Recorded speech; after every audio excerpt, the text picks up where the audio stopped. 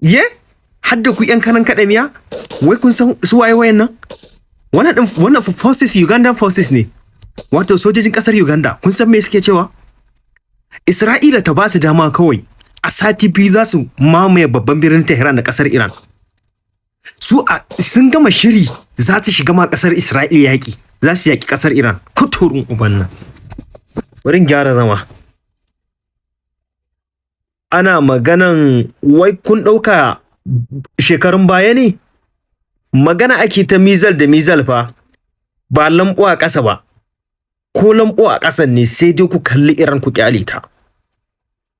Yadda za su zuciya su yaƙi wallahi ba za su iya ba. Kai? Uganda? Ku ba su amsa a comment dan girman Allah. Ai kuma yi sharing din bidiyon nan. Kar ma wani ya ga wannan post din cewa Uganda za su shiga ma Isra'ila yaki ya ji dar. Wallahi shine gaskiyan zanci.